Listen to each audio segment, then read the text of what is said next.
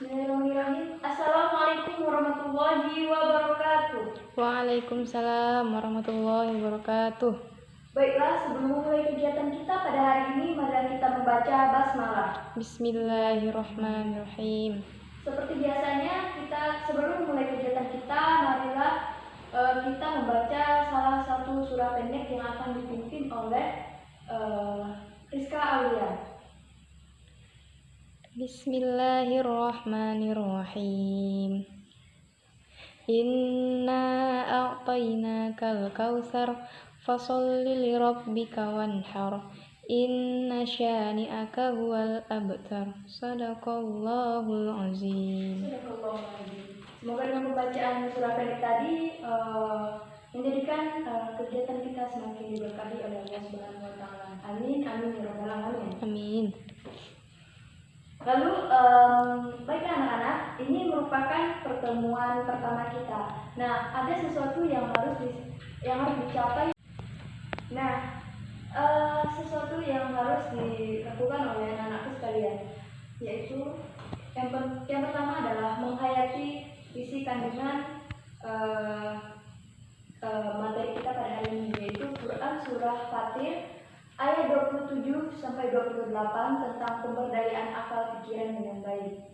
Yang kedua adalah menunjukkan sikap yang sesuai dengan Quran Surah Fatir ayat 27 dan 20 sampai 28 tentang pemberdayaan akal pikiran dengan baik di dalam kehidupan sehari-hari. Yang ketiga adalah mengetahui arti Quran Surah Fatir ayat 27 sampai 28 tentang pemberdayaan akal pikiran. Lalu yang keempat adalah melakukan pengamatan diri sebagai implementasi makna Quran Surah Fatir ayat 27 sampai 28 tentang pemberdayaan akal pikiran. Baiklah, anak-anakku sekalian, apakah ada yang hafal Quran Surah Fatir ayat 27 sampai 28? Belum, Bu. Ya, baiklah. Baik, mungkin karena belum ada yang hafal. Sebelumnya akan saya bacakan dulu tentang tahapan-tahapan kegiatan pembelajaran kita pada hari ini. Yang pertama adalah kegiatan pendahuluan. Nah, baiklah, mungkin anak-anakku sekalian belum ada yang hafal Quran Surah Fatir ayat 27 sampai 28. Nah, sebelumnya saya akan membacakan tentang tahapan kegiatan kita pada hari ini. Yang pertama tadi adalah pendahuluan.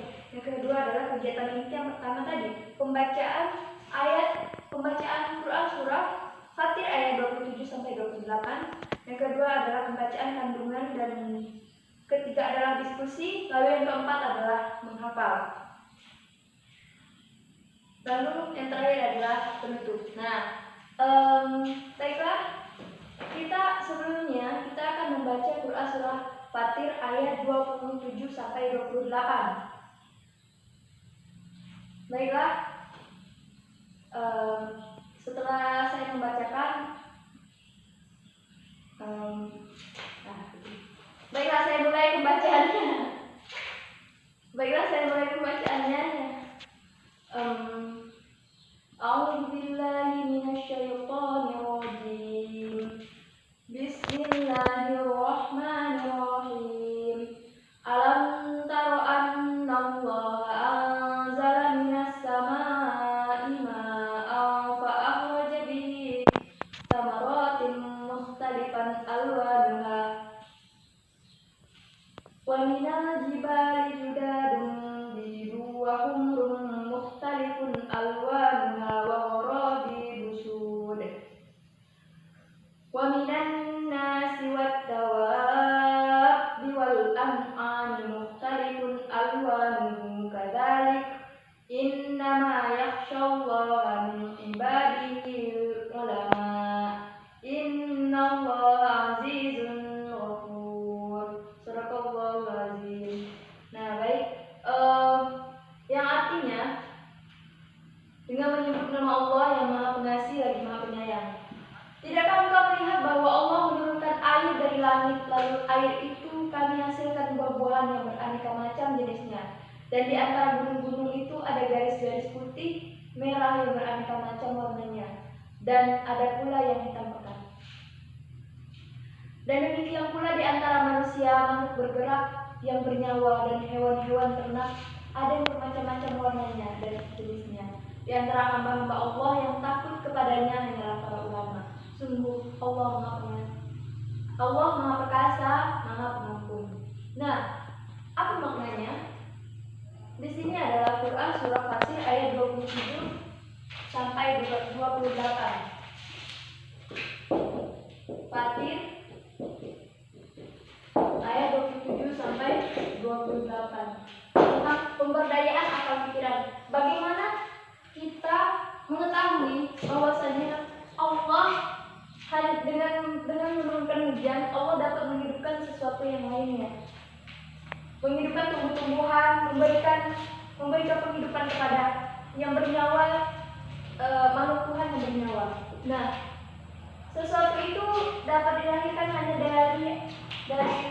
dari yang satu.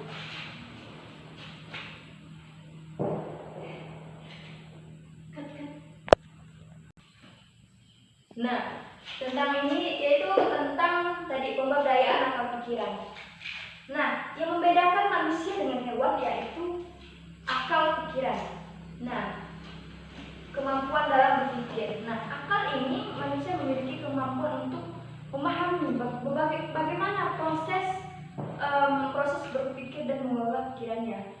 Dengan akal, manusia dapat mempelajari ilmu pengetahuan dan mengungkapkan seluruh misteri kehidupan, menjelajahi ruang angkasa, mengarungi samudera yang tak terbatas, dan dapat membaca bukti-bukti kekuasaan Allah yang Maha Esa di alam semesta ini. Nah, yang ketiga adalah dampak pemberdayaan akal pikiran. Nah, jika kita telah mengetahui ilmu, maka kita akan terhindar dari melakukan kesalahan-kesalahan. Nah, dengan pemahaman dan ilmu seseorang bagaikan memiliki tali yang menghalanginya untuk melakukan suatu keburukan. Selain itu, akal pikiran yang baik juga membuat kita bersikap untuk berhati-hati. Nah, sikap kehati-hatian ini membuat seseorang dapat terhalang dari apa yang tidak kita inginkan. Nah, gitu anak-anak. Mungkin dari penjelasan saya ada yang ingin dipertanyakan? Mungkin tidak ada. Baiklah, mungkin Rizka akan bertanya. Baik, terima kasih sebelumnya kepada Ibu Ainun. Pertanyaan saya, apakah insting itu termasuk dalam akal pikiran manusia? Nah, sebagaimana kita ketahui kan bahwa insting itu identik dengan akal pemikiran dari hewan. Nah, apakah insting itu ada juga di dalam akal pemikiran manusia? Baik, tentang insting dan akal. Yang saya ketahui adalah insting merupakan suatu yang telah ada saat manusia lahir. Insting dan akal. Hewan memiliki insting, sedangkan manusia diberi akal. Jadi akal dan insting itu berbeda, karena insting merupakan sesuatu yang telah ada saat kita lahir, tidak perlu dididik. Memang misalnya termasuk insting adalah kebutuhan biologis manusia, perlu makan, perlu minum, dan perlu melakukan pemenuhan kebutuhan biologisnya, begitu. Jadi, sedangkan akal adalah cara kita berpikir, dan ini adalah merupakan sesuatu yang dipikirkan. Nah, sedangkan ini adalah sesuatu yang memang dari lahir kita memilikinya. Nah, hewan dan manusia memiliki insting, sama-sama memiliki insting. Namun, untuk membedakan baik dan buruk itu akal. Nah, sedangkan jika insting tidak diimbangi dengan akal, maka apapun yang dibutuhkan oleh tubuh akan kita penuhi tanpa memilah baik buruknya. Gitu. Bagaimana? Baik, terima kasih untuk jawabannya, Bu. Yang lain mungkin sudah tidak ada pertanyaan lagi. Maka tugas kalian adalah menghafal Quran surah Al-Fatir ayat 27 sampai 28. Nah, pada pertemuan berikutnya, sebelum kita melaksanakan pembelajaran berikutnya, kita akan adakan setoran hafalan. Nah, lalu anak-anakku sekalian, kalian juga ibu tugaskan untuk membaca kandungan Quran surah Al-Fatir ini di dalam literatur-literatur lainnya.